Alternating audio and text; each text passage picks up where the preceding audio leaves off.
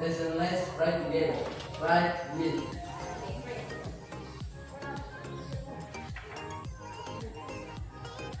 Write with. Okay, thank you, Monica, for joining us today. To start our material, I will take your attendance here. Raise your hand and call your name. Ardika Man, Present, miss. Priska Amanda, Niza Tania, Miss. dan Yana Jones. Okay, I think everybody is here ya. Saya rasa semua sudah hadir dalam ini. Our material, I will ask you about our last material last week ya. Sebelum kita lanjut pelajaran kita, Miss mau tanya nih, apa sih mata pelajaran kita? Apa sih materi yang kita pelajari minggu lalu? Siapa yang masih ingat? Ya, Rena? Suggestion, Miss. Iya, suggestion. Who still remember what is suggestion? You, what is suggestion? Apa itu suggestion? Iya, memberikan saran. Beda nggak di antara kalian yang bisa ngasih contoh? Ada satu orang yang bisa ngasih contoh? Ya, citizen. You should study hard. You should study hard. Ada nggak? Oke. Nah, hari ini kita akan melanjutkan pelajaran kita. We will continue our material about the new material atau the new topic ya. Ini kita belajar tentang descriptive text. Ada yang udah pernah dengar atau ada yang udah pernah belajar buku SMP mungkin? Ada? Belum? Gimana? Bisa belum? Pernah? Oke, descriptive text ini sebenarnya sudah dipelajari ketika SMP ya. Nah, hari ini yang akan kita bahas adalah tentang descriptive place, menjelaskan tentang tempat. Nah, ini dia. Ini adalah tujuan pembelajaran atau hal-hal yang ingin kalian dapat atau yang akan kalian capai dalam proses pembelajaran ini. Yang pertama, setelah peserta didik dan guru berdiskusi tentang fungsi sosial, tes deskriptif tulis dengan memberi dan meminta informasi pendek sederhana terkait tempat wisata, kamu dapat menentukan fungsi sosial. Nah, jadi nanti kamu setelah proses pembelajaran ini bisa menentukan fungsi dari teks. Yang kedua, setelah peserta didik dan guru berdiskusi, siswa diharapkan mampu menganalisis struktur teks. Yang ketiga, setelah peserta didik dan guru berdiskusi tentang unsur kebahasaan teks deskriptif tulis, nanti peserta didik diharapkan menganalisis unsur kebahasaan. Dan yang keempat, setelah peserta didik dan guru berdiskusi tentang unsur sosial, struktur teks dan unsur kebahasaan, peserta didik dapat membuat nanti teks deskriptif tulis. Kamu diharapkan mampu membuat satu teks monolog, artinya teks itu bukan dialog ya, monolog tentang suatu tempat. Nanti saya akan berikan gambar beberapa tempat wisata di daerah kita dan kamu diharapkan. Nah, selanjutnya, apa sih manfaat? What is the advantage? What is the function we learn about descriptive text ya kan? Apa sih manfaat kita mempelajari descriptive text ini untuk kehidupan nyata kalian nantinya? Kira-kira ada yang tahu nggak? Khususnya untuk mendeskripsikan, pokoknya adalah kita bisa mendeskripsikan suatu tempat ya kan tadi itu di daerah kita sendiri nih, in our location atau di in our area ini, so many destination place ya kan, sangat banyak tempat wisata. Nah, jadi itu gunanya ketika kita mempelajari deskriptif text ini, kita bisa menjelaskan tentang tempat tersebut. Gunanya bagi kamu generasi muda. Kalau bukan kamu, siapa lagi? Buktinya zaman-zaman dulu belum ada yang mendeskripsikan kan? Nah, jadi giliran kamu sekarang yang generation to describe it to the world, ya kan? Untuk menjelaskannya ke dunia. Apalagi zamannya sekarang, itu zamannya IT. Kamu masukkan aja ke YouTube, orang bisa menontonnya. Jadi ketika dia tertarik nanti melihatnya, dia bisa datang. Gunanya banyak bagi kita, ya kan? Paham ya? Semangat kita dalam proses belajar, kita pastinya kalau ada SMP itu selalu ada ya. Itu menumbuhkan jiwa semangat kita di dalam supaya pembelajarannya menarik. Kalau SMP Bisa. KTP Luar biasa. Oke, tepuk tangan untuk kita semua. Oke, baik. Saya rasa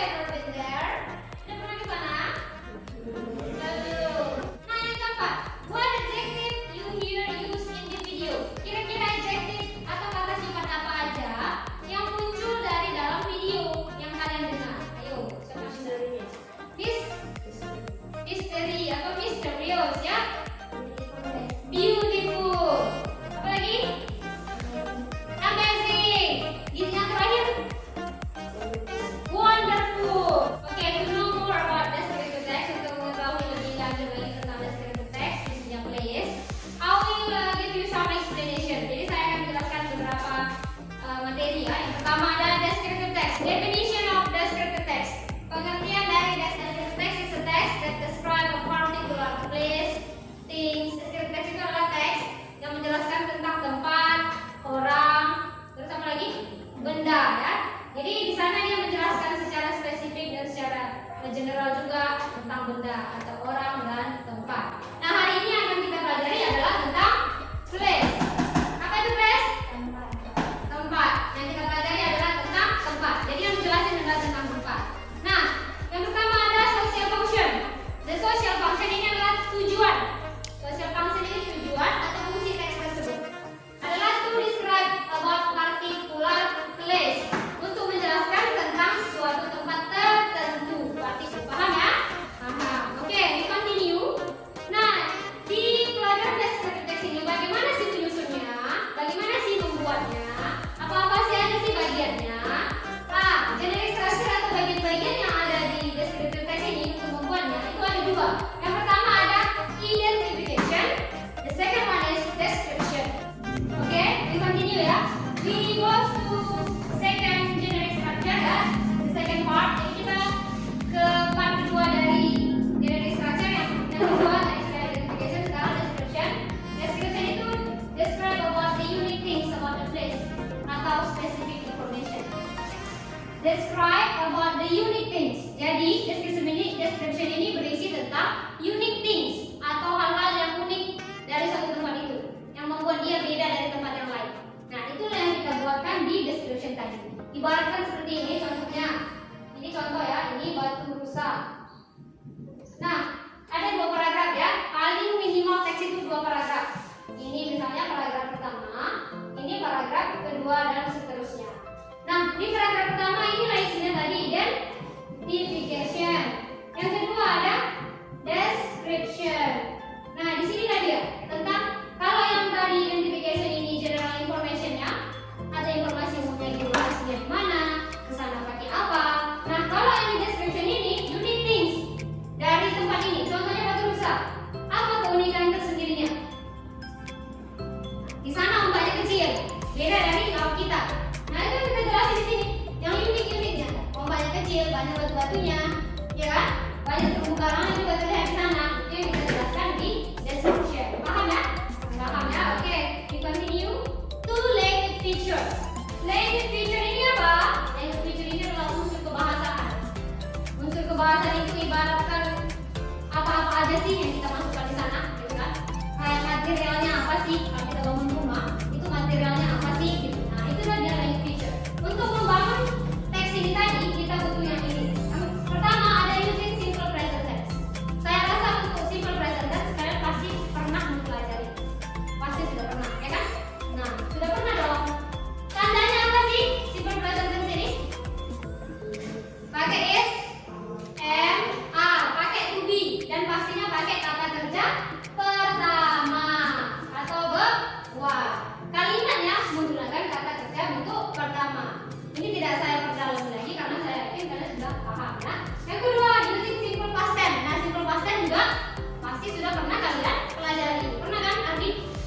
Pernah di SMP ya? Nah, simple past tense ini, kenapa pakai simple past tense, Miss? Karena di dalam menjelaskan suatu tempat itu nanti kita pasti menceritakan ada sejarahnya. Sejarahnya tempat itu kenapa dibilang batu rusak, kenapa disebut batu berdaun, itu pasti ada sejarah yang melatar belakangi tempat tersebut. Nah, untuk menjelaskannya itu kita pakai simple past tense karena dia sudah masa lampau, cerita lalu yang kita ceritakan kan? Makanya kita pakai simple past tense. Nah, jadi di situ simple past tense ini apa sih tandanya? Kita menggunakan artinya betu, menggunakan betu atau kata kerja bentuk kedua ya. Selanjutnya ada using adjective. Ada menggunakan adjective yang namanya menjelaskan benda itu pasti menggunakan namanya kata sifat. Sifat-sifat benda itu apa ya? Sifat-sifat tempat, sifat benda. Yang pastinya ini ada contohnya, beberapa contohnya ya. Yang pertama ada interesting. Kalian tahu artinya? Interesting ini artinya menarik. Boring artinya membosankan. Crowded artinya ribut. Selanjutnya beautiful, cantik. Scenic itu artinya apa namanya? Ya, seperti kalau kita foto dia fotogenik gitu ya. Selanjutnya amazing. Amazing ini luar biasa. Oke, bagus sekali ya Farah. Selanjutnya ini contohnya. Nah, ini ada beberapa contoh adjektif yang digunakan dalam menjelaskan tempat ya.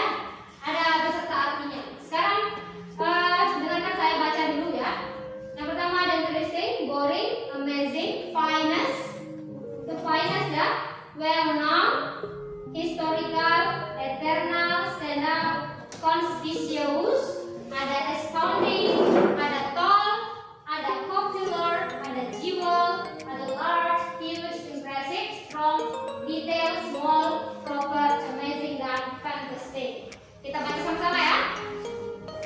Oke, follow me ya. Ikutin Miss ya. Adjectives.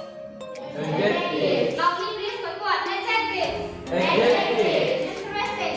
Interesting. Boring. Boring. Amazing. Amazing. Finest. Finest. Well known. Well known. Historical. Historical. Eternal. Eternal. Stand out. Stand out. Conspicuous. Conspicuous. Astounding. Astounding. Tall. Tall. Popular. Popular. Jewel. Jewel. Large. Large. Huge. Huge. Impressive. Impressive. Strong. Strong. Detailed. Detailed. Small. Small. Proper. Proper. Amazing.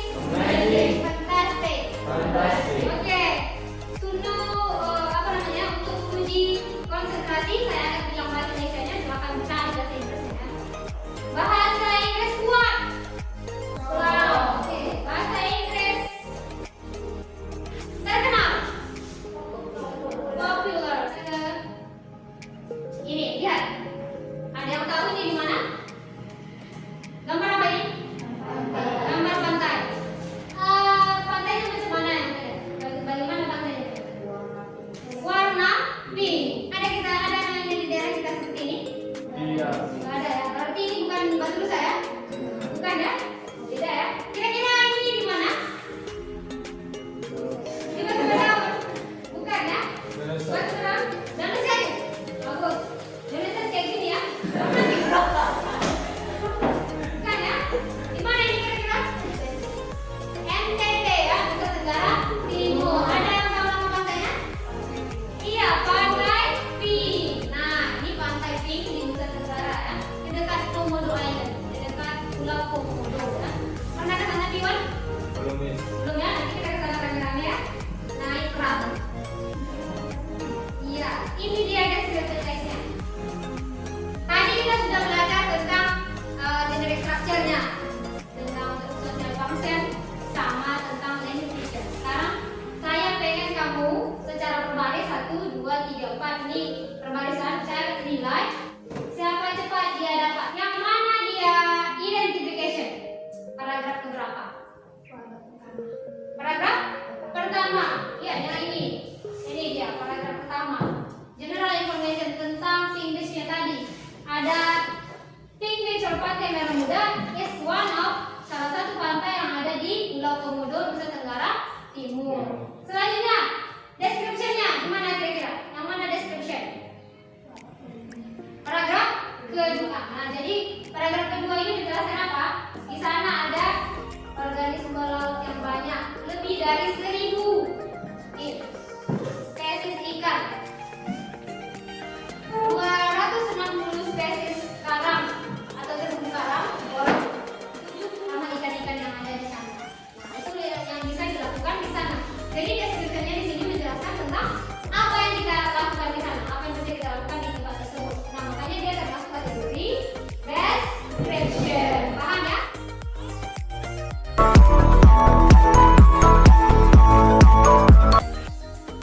Oke, I divided you into 3 groups ya.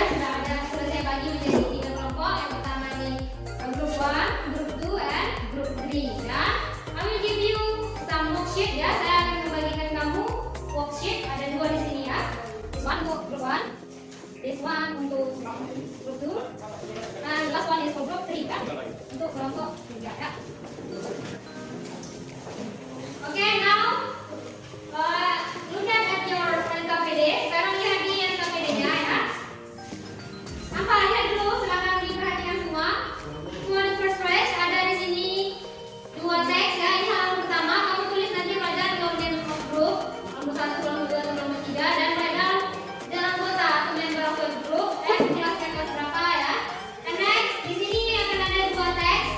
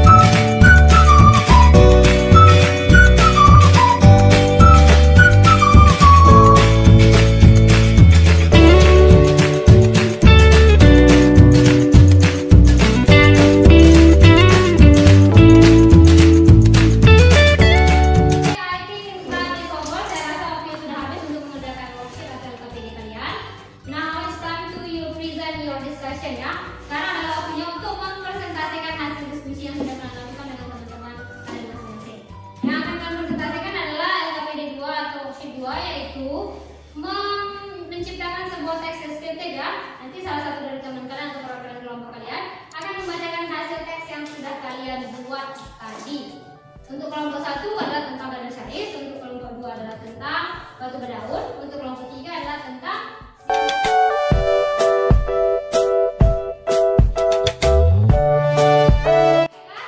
untuk mempersingkat waktu, mari kita mulai dari kelompok 1 terlebih dahulu ya. Silakan untuk kelompok yang lain yang mau menanggapi atau memberikan pertanyaan atau masukan dan juga saran kepada kelompok 1, ya silakan diberikan ya. Paham ya? Oke, baik. Silakan kelompok 1, siapa yang maju? Rena ya? Ya, silakan Rena, bacakan hasil diskusi kalian. Stand up please. Siapa berdiri? Good morning, my friends. Good morning. Danausiais is a lake located in Simatanyari, Padang Sidimpuan Regency. It is a second largest lake in North Sumatra. Danausiais is beautiful lake. You also can enjoy the view of amazing rock hill around it. There also you can enjoy many kinds of traditional food. Danausiais is not safe for swim because it is so deep lake. No have security tourism there. If you come to Danausiais, your stress will be gone. Oke, give applause untuk kelompok 1. Give applause untuk kelompok Danausiais ya. Is there anybody of another group that want to give suggestion, saran ya, atau komen atau kritik atau ada pertanyaan untuk kelompok 1? Ada kira-kira? Ada? Nanti ada informasi apa yang kalian dapat dari kelompok 1 tadi tentang Danausiais? Lokasinya di mana? Iya, di Sidimpuan atau Simatanyari. The information that we get from the group 1 is about the location of Danausiais in Simatanyari. Dan the good things-nya juga kita jadi tahu bahwasanya di sana itu is not good for swim ya, tidak cocok untuk berenang ya. Oke, sekali lagi tepuk tangan dulu untuk kelompok 1. I think it's very good ya. I think your presentation is good ya. Saya rasa presentasi kamu dari kelompok 1, 2, dan 3 itu sudah cukup bagus. Mungkin penjelasannya mungkin terlalu pendek ya. Lain kali ketika kamu nanti membuat deskripsi teks lagi, kamu harus buat yang lebih panjang lagi dan kalimatnya mungkin yang lebih bagus lagi, yang lebih tersusun rapi. Kalian kumpulkan KPD kalian ke depan atau lembar jawabannya masing-masing. Silakan dikumpulkan.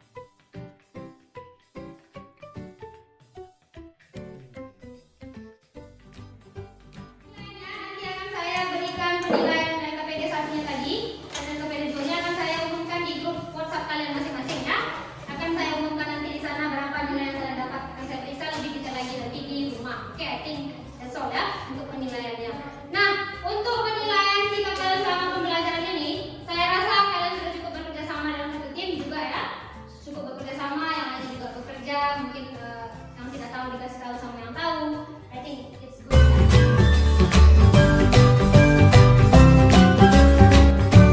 Oke, after learning all the materials, setelah mempelajari semua materi yang tadi sudah kita bahas, sudah presentasi juga, sudah memberikan KPD juga, selanjutnya kita memberikan kesimpulan ya.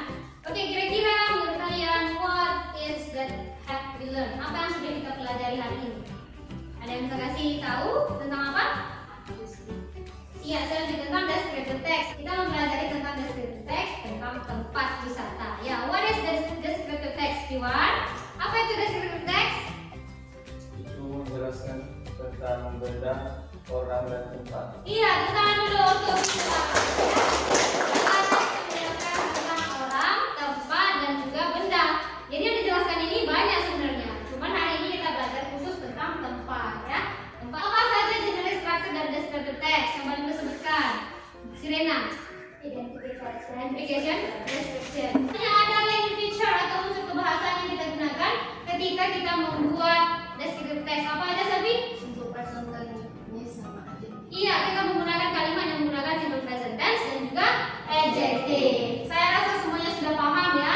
Untuk selanjutnya, saya akan bagikan tugas berikutnya dari grup WA kalian masing-masing. Kalian nanti di sana akan membuat sebuah video tentang menjelaskan suatu tempat wisata. Ada di sini? Gak ada, sudah paham? Oke. Materi kita selanjutnya adalah tentang descriptive text juga untuk minggu depan. Kita akan belajar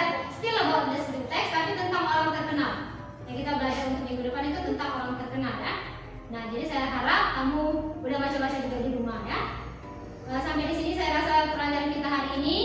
Nah, before we close our material, sekali lagi saya ingatkan belajar bahasa Inggris itu penting ya. Belajar bahasa Inggris itu penting bagi kita karena bahasa Inggris adalah bahasa internasional yang digunakan di mana-mana, di setiap benda apa aja.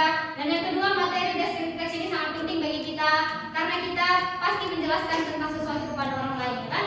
Menjelaskan benda kita bisa jelaskan tentang sama orang, menjelaskan tempat juga bisa kita jelaskan sesama orang, supaya nanti kalau ada orang luar yang bertanya atau ada orang lain yang bertanya, kita bisa menjelaskan dalam bahasa Inggris. Artinya kita bisa menyampaikan informasi kepada orang lain ya, khususnya dalam bahasa Inggris. Oke, I think that's all. Before we close our material, ada baiknya kita berdoa dulu ya. Silakan Ardi, lead us to pray. Before we close our lesson, let's pray together. 5 minutes. Oke, 5 minutes. Oke, saya rasa cukup sekian. Tidak ada pertanyaan lagi ya. Sudah paham semua? Oke, I close. Assalamualaikum warahmatullahi wabarakatuh. Waalaikumsalam warahmatullahi wabarakatuh. Oke, see you next week everybody. See you.